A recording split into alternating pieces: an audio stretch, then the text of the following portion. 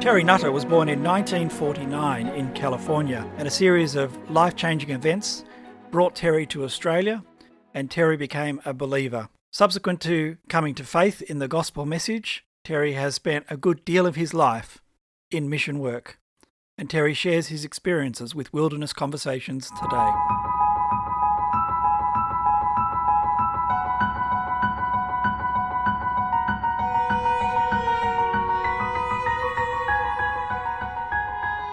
Thanks for joining Wilderness Conversations.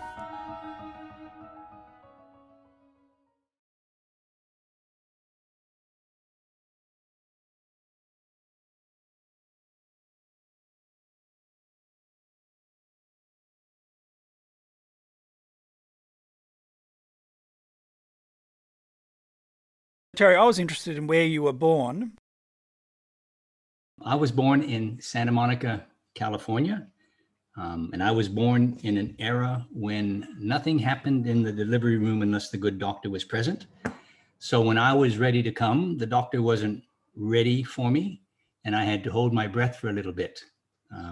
So maybe that helps to explain why I can sometimes be an impatient person. And how long ago was that, Terry? 1949, 71 years ago in a few months. What sort of family were you born into? So I had four brothers. We grew up in a place in Central California called Fresno. And, you know, it was very much a common, normal, middle-class type of upbringing. We could say that that it was a very normal kind of upbringing for a Western country at that time. But today I realize how privileged an upbringing it really was. We had no want for anything. We had plenty of clothing. We lived in a politically stable country. And we had plenty of food and good food on the table every day. So really, it was quite a privileged upbringing, much better than the upbringing of, 80, 90% of the children at that time and today even. I was raised as a Roman Catholic. My mother was Roman Catholic, and my father converted to Catholicism after he married her. I don't think he received much instruction before his baptism, his little sprinkling. But yeah, so I was raised in a Catholic environment. I went to Catholic primary schools. I was a good little boy. I sang in the choir. I served as an altar boy, served at Mass as an altar boy. So my experiences as a Roman Catholic, as a child, were all positive experiences. I don't have any sort of negative or bad experiences growing up as a Catholic boy. I have some memories. Midnight Mass, a Christmas midnight Mass was very impressive. I have this memory of as a choir boy, being in the loft at midnight as this Mass begins in the cathedral, which is where this midnight Mass was that I'm thinking about, was held. The cathedral was just overflowing with people. And of course, all of the priests and the monsignors and the archbishops and the bishops, they were all there in their colorful cassocks, all, swinging their censers of incense. And it was really something to behold. Talk about pomp and panoply. Well, that was it. And very impressive to a young guy of, 10 or 11 years old or so. Did you have a particular interest in the scriptures, and did you have what we might call a relationship with God, or was more a way of life? Well, it was a little bit of both, I think. Right. So I can remember getting on my bike on a Saturday afternoon and riding over to the parish and going into confession and confessing my sins in preparation for Holy Communion the following day. And then sitting outside and singing my obligatory 10 Hail Marys and 5 Our Fathers, right? Yep. So it wasn't all just a way of life. I mean, I did feel as though there was God, and that he knew who I was, and that through the priest, I could communicate with him in a way. Yeah. We also went to camps. We had 2 weeks every year for a few years when I was probably 10 or 11 or thereabouts. And we would go to these summer camps, which were all run by the Catholics, by the Catholic organization. And they were very good experiences, right? I never had anything happen to me which was untoward or negative that I can think Mm. of. Even when I was being punished in school for doing something bad. Which was rare, I'm sure. Oh yes, very rare. And then as you got to a stage where you needed to go out to work or go to college, which direction did you head in? Well, in the U.S., there was only one choice basically for the vast majority of the population. A college degree, a bachelor's degree, is pretty much considered to be a minimum requirement for getting almost any type of job. Now, obviously, I'm not talking about the trades, but for just about anything else, college is the automatic choice that everyone makes. So I went to college. I spent 2 years at college and didn't really feel as though I was doing something that I wanted to do at the time. And I ended up going into the Army. I went to college for 2 years and then took a break from that. But at that time, there was a lottery, and my number Mm. had been passed over a long, long time before. So I knew I was going to be called up when I left my deferment, which was an educational deferment. That's what it was called. So if you went to college, you had what was called a deferment, and you didn't have to go into the Army. And at that time, of course, the Vietnam conflict was happening. So this was late 1960s? Yeah, late 1960s. So I went into the Army. I went in for a short hitch, as short as I could possibly make it. I went in 1970 when I was 20 years old, 1970, 21.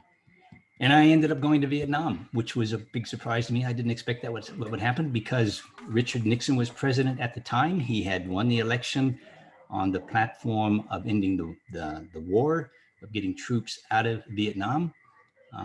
He eventually did. I was just a bit early, right? Mm. So, so tell me about Vietnam. What was Ah, that like? well, now listen, everybody asks me questions about Vietnam. One of the questions I get is, did you kill anybody, right? No, I wasn't going to ask that Oh, question. okay. All right. Well, good for you. Vietnam was an unforgettable experience, especially in that era in the U.S. where the public, the population had turned against the war. The news media, all of the big news broadcasters were showing all of the things that were happening in the war, all of the deaths in the war, and there was to go along with that a very anti-establishment mood of the Western world at that time. And it wasn't just confined to California or the US. I mean, that was happening all over the Western world.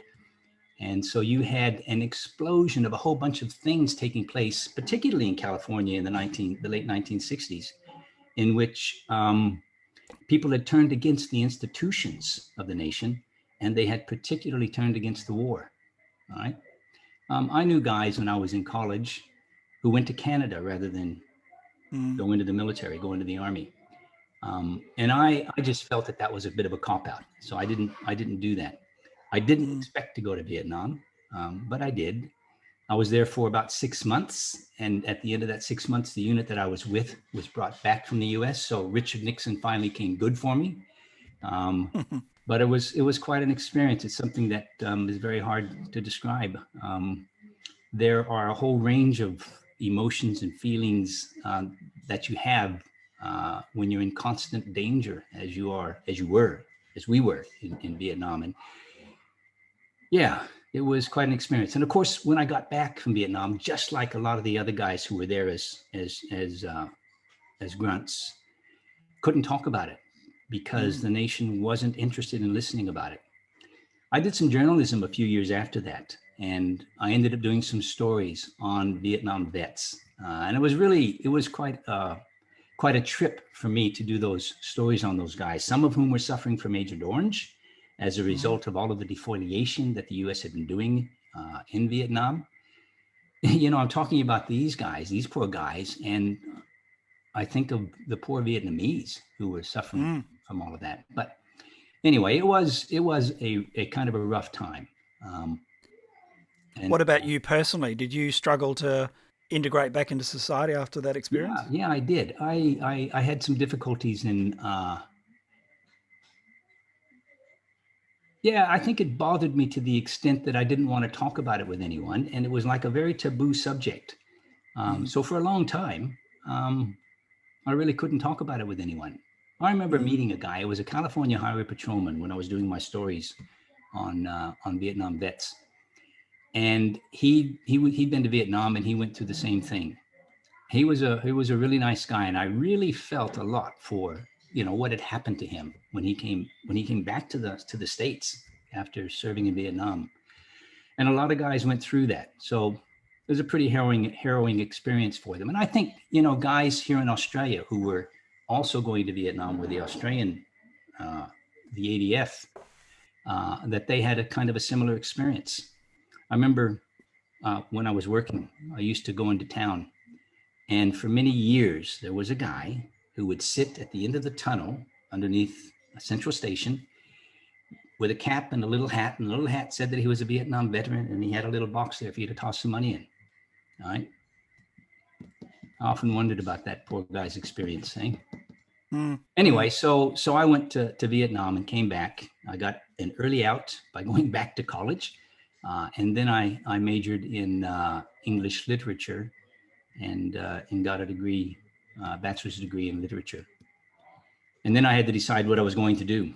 And to tell you the truth, I was really without a rudder. I wasn't really sure what I wanted to do. I was pretty confident I wanted to go into journalism of some sort, but didn't feel strongly enough about it to do anything.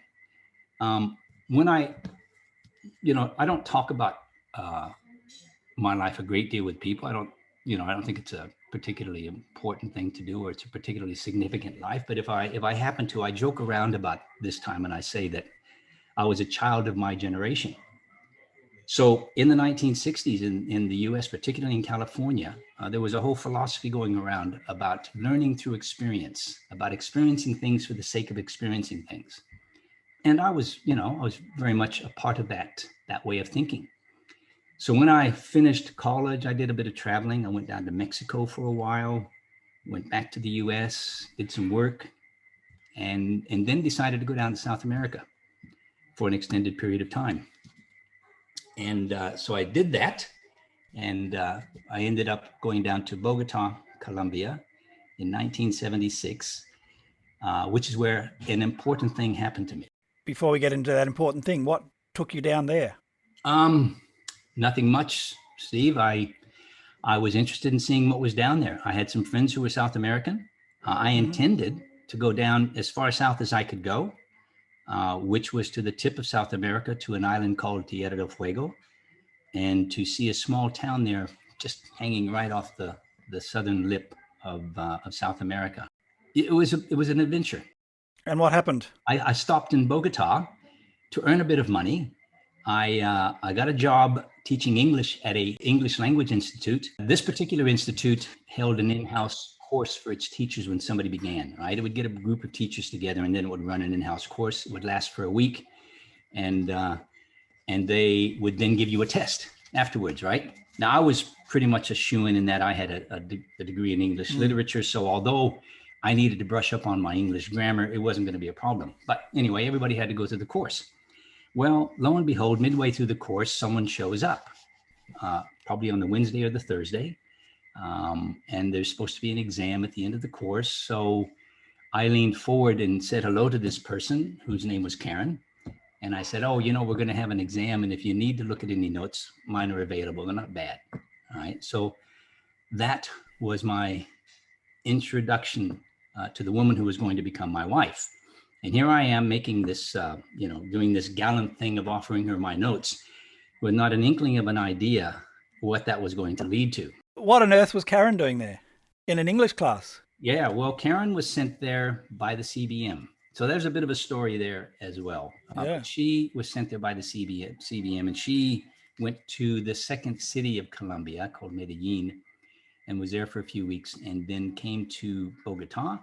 She was staying with a brother and sister in the truth, and she got a job at the English Language Institute, the Centro Colombo Americano, and we met at the in-house course and got to know each other. Colombia was a very dangerous place then.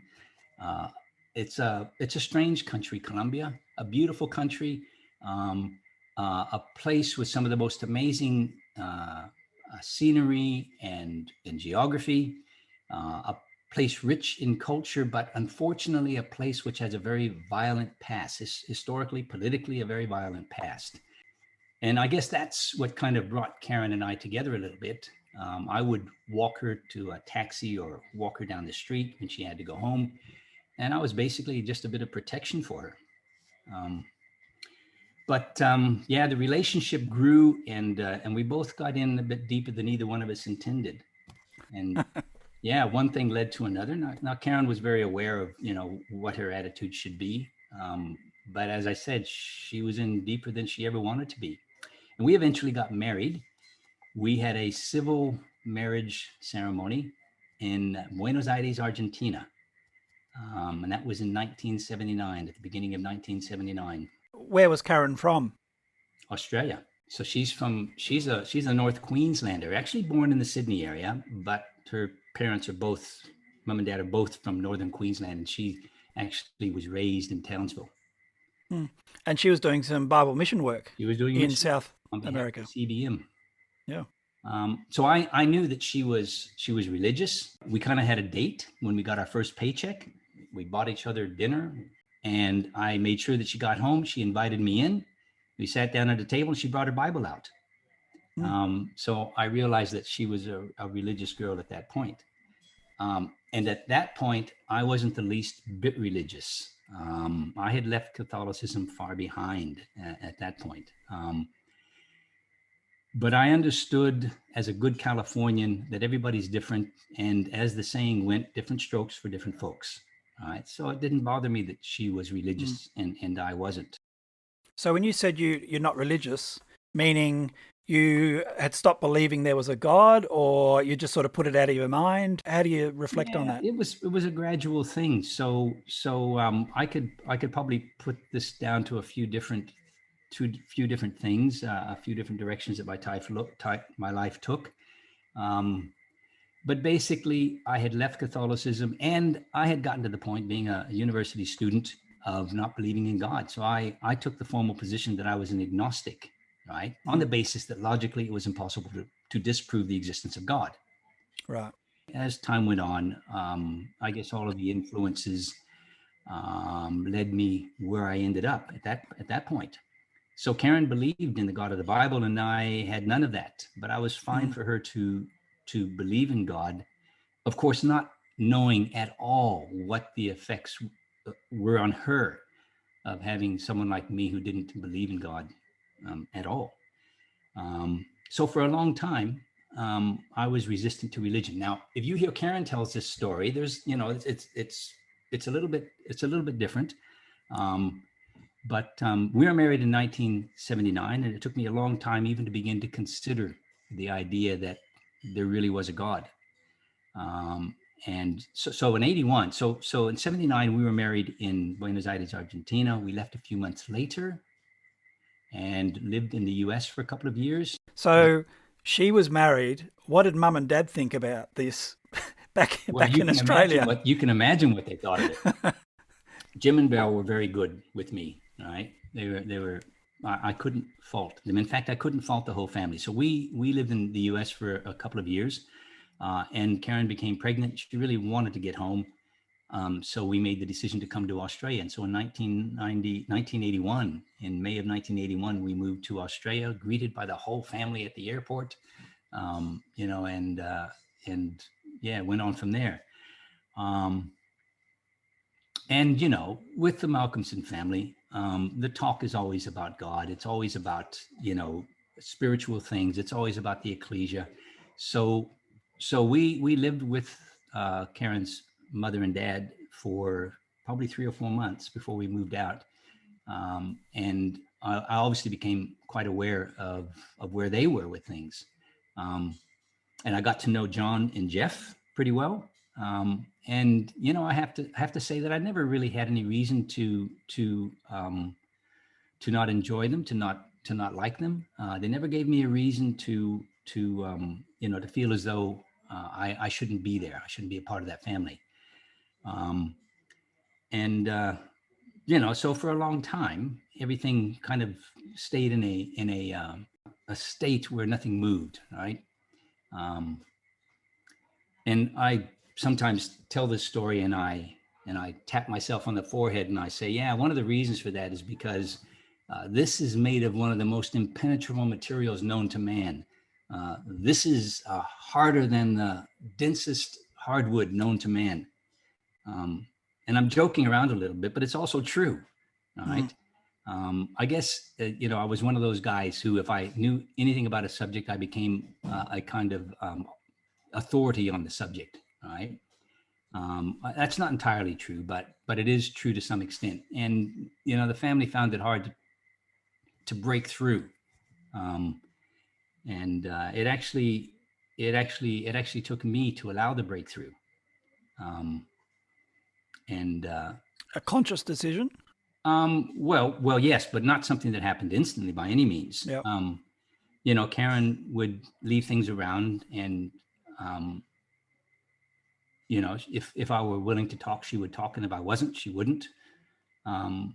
But just as big an influence as anything else in my coming around and beginning to entertain the idea that there really was a God was that Karen was always an exemplary. I never had any reason to complain about her as a wife.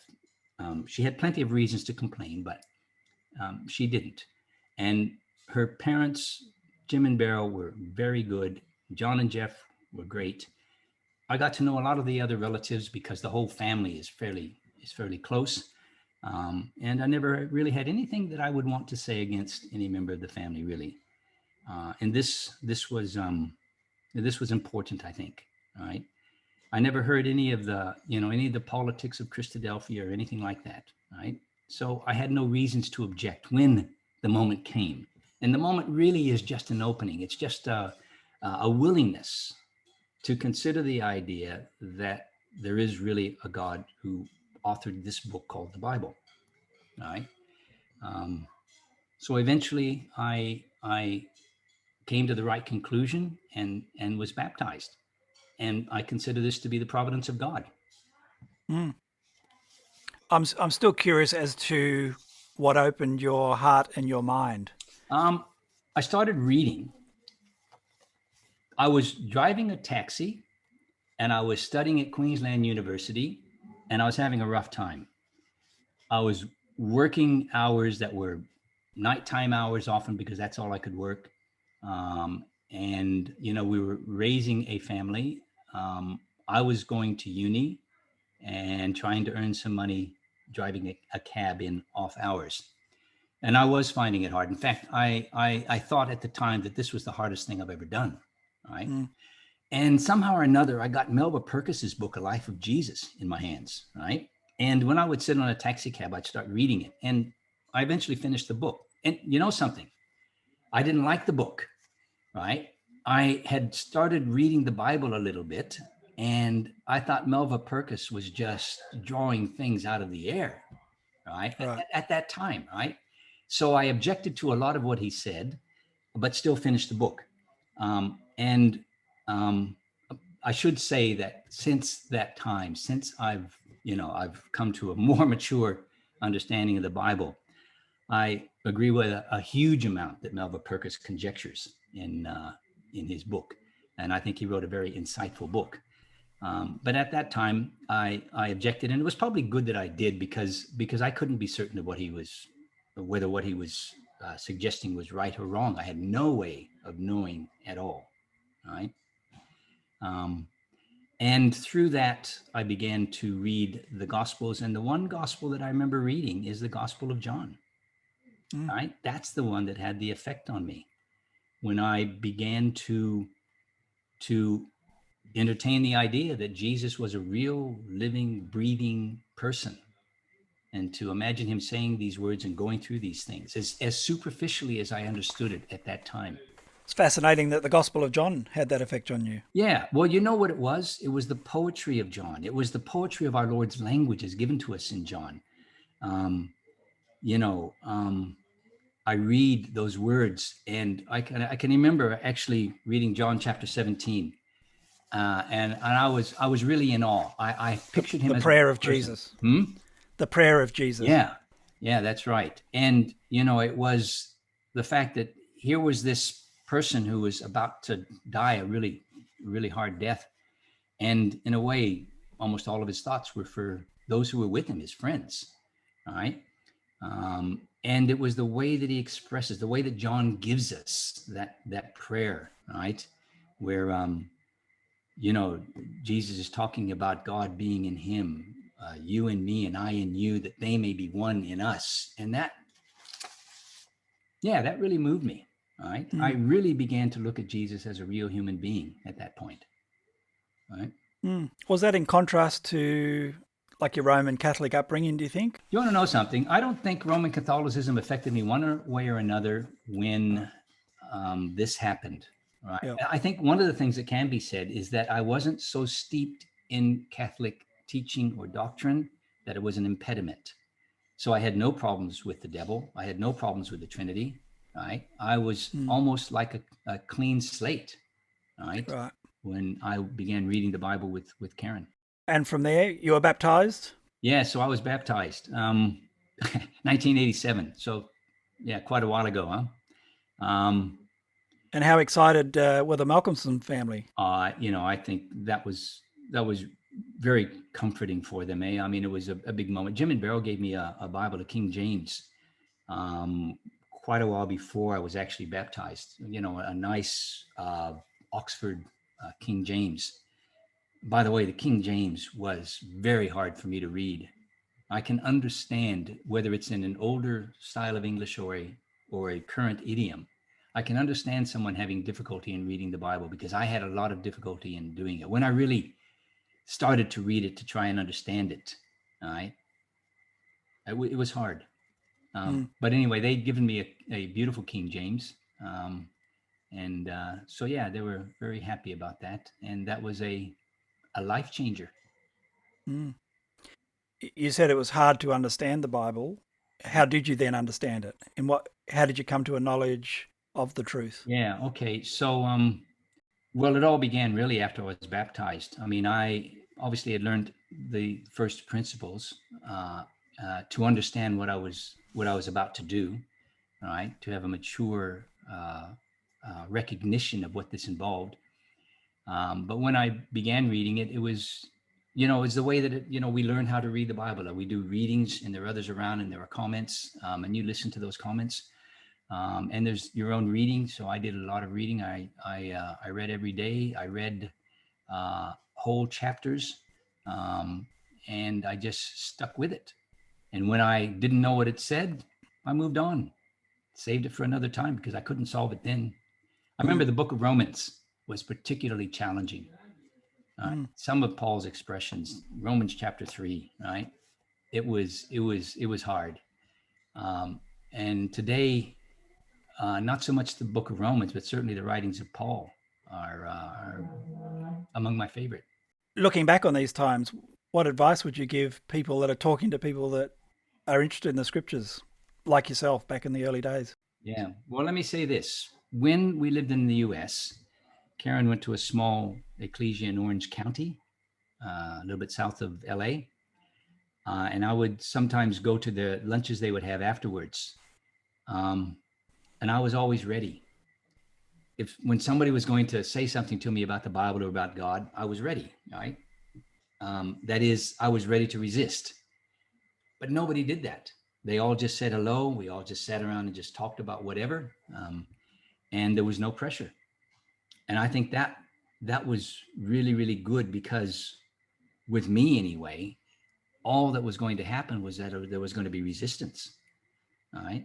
And the same thing happened with Karen's family. Beryl was probably the most outspoken, her mother. But again, there was basically no pressure. So they accepted me in the family. They treated me like they treated everybody else. Karen's brother, John.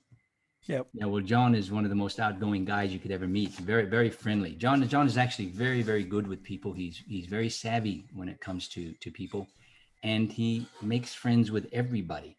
Everybody is John's favorite friend, right?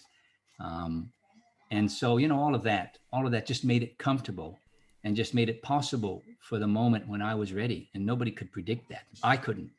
Well, I wouldn't have predicted that kind of thing at all, right? But they waited, basically. if I have ever had a question, once I began to show some interest, they were very willing to try and give me an answer without overdoing it. But it was the unpressured situation, I think, that made it possible for the moment to come. This is all under God's guidance, right? This is under the providence of God. So all of this is something that God has arranged in a way, huh? I was going to ask you what you made of the expression of Jesus, I've chosen you, you've not chosen me. How do you see that in your life and your experience? Yeah. Well, I think that's very true. I mean, it's not the whole story, I don't think, but it's the most important part of the story. God chooses us, all right? We don't choose him. Yes, we do choose him, but he chooses us first. He loved us first, and he is the agent for change.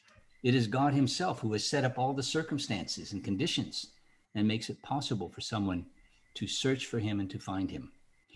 I wasn't searching, right? But God, through Karen, called me. Right? And I finally accepted that call. That was a big decision. Once I'd gotten to the point where I was convinced enough that God existed, that I was going to stake my life on it. What happened was the Bible became critical to that decision. Right? I had to prove to myself beyond a reasonable doubt that the Bible was in fact the inspired word of God. Right? And so I did some reading to try and establish that. And, you can read just about anything about the Bible. You could then and you can today. Right? So not everything that you read is going to be helpful, but I picked out a couple of things. And one of them was F.F. Bruce's book on the Dead Sea Scrolls. So that was helpful. In F.F. Bruce's low-key kind of way, I came to accept the idea that the things which are said about the origin of the Bible and the providing of the Bible through the scribes, etc., was pretty accurate, right? I eventually accepted the idea that we have an inerrant word of God here in this Bible, which I believe today as well, but there's a little bit more to it for me now. But that still holds true. But I had to prove to myself beyond a reasonable doubt that was the case. And when I did, and I understood what this idea of baptism was about, I had to ask myself, right, could I actually do this? Could I actually be baptized and commit myself to God in the way that I understand that he wants me to do? And that was a big question. And I couldn't answer the question. Eventually, my answer was, I won't know unless I try. How long did you think about that for? I don't really remember, but it would have gone on for a little while, not too long. See, when I was getting sort of ready, Karen could tell, and she took me to a Rathmines Bible school. That would have been in 1987. I had a great time there. A couple of families in particular got to know us, spent some time with me, and once again, it was low key, right? And there was no pressure to do anything or say anything. I can remember who the speakers were and the subjects of that Bible school. That's remained with me a long, long time, eh? That's amazing. So it was a boost. It was helpful, right? Because it kind of spurred things along. And a month later or thereabouts, I was baptized. Then began the long journey. Yeah. Yeah, fabulous. I'm interested in your life after your baptism. One of the things you've obviously thrown yourself into over the years is mission work. Yeah. Where did that all start? All right. Probably with Karen, because she was on mission work when she met you. That's right. So there's no fear of travel on our part. Karen had already wanted to do mission work years before. Her life had gotten turned upside down a bit. And then I was baptized. We had 7 children, basically stuck, raising 7 children. We started thinking about doing some mission work again. And we looked at Vanuatu. We looked at Vanuatu because it was close by.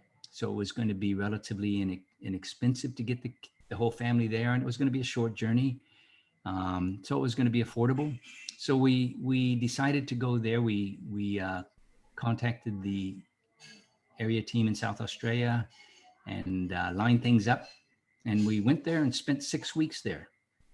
We went to 3 of the islands, well, 4 of the islands if you count Emau. And everybody had a fantastic time. Right? It was really a seminal experience for us all. And all of the kids really loved it. Each one of them got something different out of it. But it was quite an experience. It was good. It was a good experience. We know that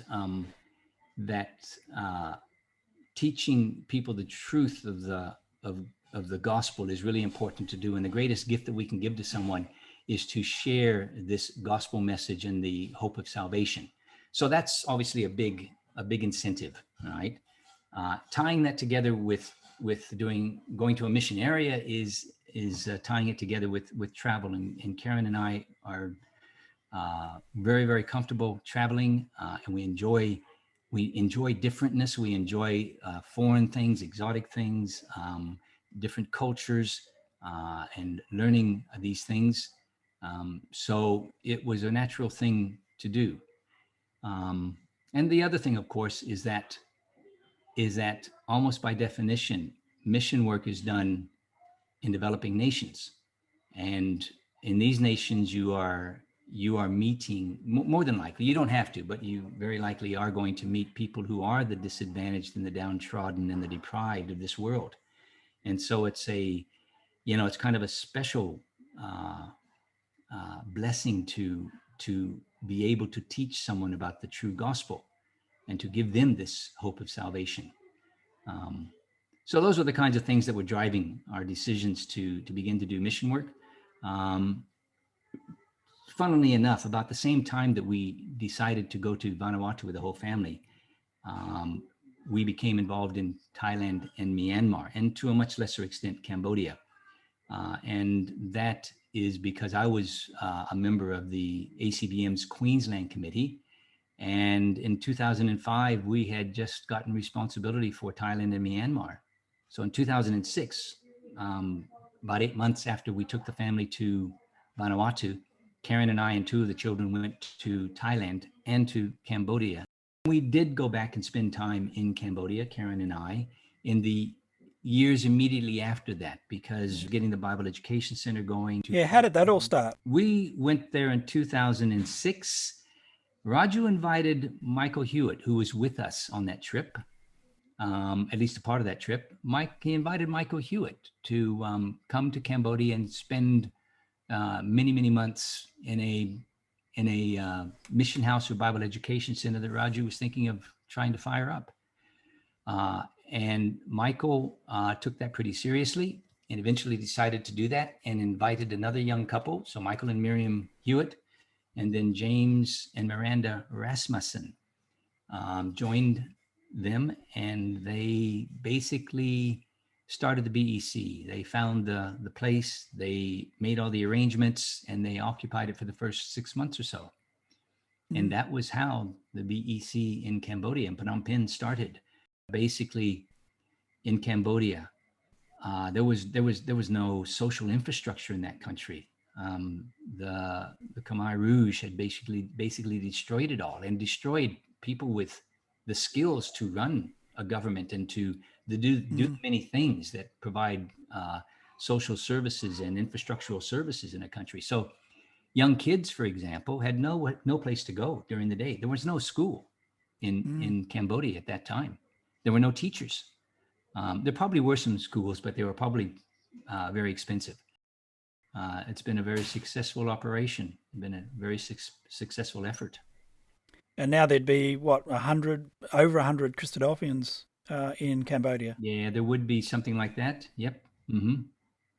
Yep, spread around 3 different centers. So that's also important. It's not just in Phnom Penh, it's also in Sihanoukville and in Siem Reap up in the north. Mm. And your early work in Thailand, it took a long time to really get a lot of interest in Thailand, didn't it? You've been working on that a long time. You know what? I'm almost embarrassed. Maybe that's not right to say, but Thailand is a very, very hard place to work in terms of teaching the gospel. There's a whole lot of factors that work against us there, if you like. The relative prosperity of the country is one of those things. A Thai person is a person who's interested in an income, in money. He's interested in relaxation. He's not interested in reading. He's interested in having a good time and eating well. That's a generalization, of course, but that's one of the things that has been hard for us. It's been very hard for us to engage with Thai people. We've had more success with the ethnic minorities, and that's the reason why we went up to the north, why we left Bangkok and went up to Chiang Mai, is because we knew there was a Christianized portion of the population that might be an audience for us. And when we first went up there, I don't know if you know Gay Rakmak, Gay Maluga. Well, Gay went with us the first time that we did a long trip in northern Thailand, and she introduced us to the Karen people, mostly those Karen who were born and raised in Thailand, but Karen people. And from there, we got to know other ethnic minorities and began working with them. So, if we were going to learn a language, which one would we learn? Would we learn Thai? Would we learn Karen? Would we learn Shan? Would we learn Lahu? That was a bit of a puzzle. And we began translating things in different languages. So we got some translators. We did a lot of translation work in Thai. And then we began translating in Karen. Because of the migrant workforce that has been in Thailand, those from Myanmar who speak Burmese, we also translate things into Burmese for them. So we've actually got a substantial amount of Christadelphian works and Bible courses translated into those languages. And so, what's the work that's happening? I was going to say now, but we have to bear in mind we're in a COVID environment now, which has, I guess, stopped the travel. Yeah. But leading up to COVID, what were some of the more recent activities that were happening there in Thailand and Myanmar, indeed? In Thailand, we got one of our brothers, Ebenezer, to begin to act in the capacity of a preaching coordinator, and we gave him an income. And Ebenezer began to go out and to try and find people who were interested in talking about the Bible. He's Lahu, and you have to understand the way that ethnics look at each other, right? There's almost a rivalry, an undercurrent of rivalry between them. So Ebenezer wasn't very successful in helping us to find people from other ethnic minorities. He was able to get into the Lahu community. So you would know that because you were there, what, 2000, 2014, beginning of 2015? I think it was around that time, yeah. When we went out to those Lahu villages in Chiang Mai province. We actually went to a number of villages over several years, Lahu villages, and ultimately we haven't been successful in retaining contact with them. We were having early success when we started the BEC with the Karen community. But really the issue there is that we have this attitude amongst the Karen, which is an elitist kind of attitude, even today. Despite all of the suffering and all of the tribulations that they as a people have suffered from the Tatmadaw, the Burmese army, and the fact that they are regarded as inferior by Thai people, they have this attitude that they are the only ones, and their brand of the Baptist teaching is the only one. Right? We've run into that a few times. So all in all, it's been very hard to work in Thailand, and I've tried to get Ung and Ebenezer in particular to lead the way with that.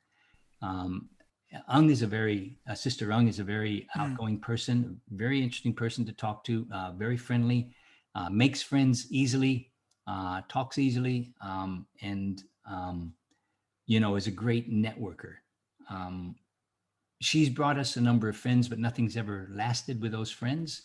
And so she's still trying, but it is hard. Mm. But today there's quite a few brothers and sisters there. You're conducting weekly memorial services with them on Zoom. So currently in Chiang Mai, we only have two, Ebenezer Right. and Ung. Yep. We've had more baptisms than that, but those brothers and sisters have gone back to Myanmar. Every one of them was from Myanmar, and they've gone back to Myanmar. Now you remember Vicky, for example, Yep. from the Kahaya days. Yep. Well, Vicky is back in Myanmar, and in fact, she and her mother have gone to Gaya State, where her mother comes from, because of the problems that there are in Myanmar right now. They're unsafe in Yangon. Because of what they believe, or just in general? In general, because of the political violence which is taking place. Myanmar's more unstable than it's ever been, which is disappointing, isn't it? Did you, before this recent political unrest, did it ever look like being able to get in there and preach, or was it always just too difficult and illegal to go and preach there? So it's very hard to set up a permanent presence. So in other words, establish a BEC, for example, it would be very hard to do that. There are a number of hurdles that you need to overcome, which would probably be reasonably expensive as well. In Myanmar, Ron Hill and I work together, and Ron is of the view that we really, let's preach, but let's not make a big footprint. When we used to go there as recently as a couple of years ago, when we would go, and this would happen for several years, when we would go there, we would always meet with our friends and our brothers and sisters in our hotel room, because it's illegal to do any Christian preaching in a public place. You can't even preach in a Christian church as a foreigner unless you have permission from the authorities. So we've always done our preaching in our hotel rooms. And as we were doing this, our brothers and sisters and their friends would come along, and they would bring their friends. And we probably have around 20, 25 or so that have been baptized over the last, 4 or 5 years. They are in two different places, in Yangon and in a small town at the junction of the Irrawaddy River, about 6 hours north of Yangon. But right now, communication is getting harder and harder with them, with all of them, because of the internet blockages, because of the cutting off of certain social apps like Facebook and Twitter, Instagram. So the situation is actually getting worse and worse in Myanmar right now. Well, the work continues during this COVID time only by Zoom, and every Sunday there's at least a dozen little groups that join from a memorial meeting, which is fantastic to see. Yeah, I guess that's true, although the numbers are lower right now because some of them can't get on because of the throttling of the internet. So we do the Zoom meeting. We've been doing the Zoom meeting with Thailand and Myanmar since April last year. We're also doing Zoom Bible classes with brothers and sisters. We probably do about 4 of those every week with different groups. So we're staying in touch with them in that way. And as well as that, we have a Viber group chat for Myanmar. Ron and I contribute to that every day, and a small number of brothers and sisters contribute to it as well. So we stay in touch that way. Often we just pick out a verse in the daily readings and make an encouraging comment from that, and just find out how they're doing, and have a low level kind of communication with them.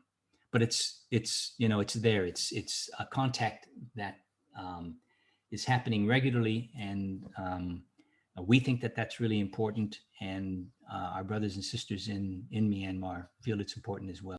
In Thailand, we're having classes with Ung and Ebenezer. So Ung has invited a number of sisters to participate in a Bible class with her. So Karen is involved in that, and a number of other sisters from different places. They've been doing that for quite a long time now. What's so encouraging to hear that the work's continuing? Yes, well, we can't go any place, but we can still communicate with them. Terry, thanks for speaking to Wilderness Conversations. My pleasure, Steve. Thanks for inviting me.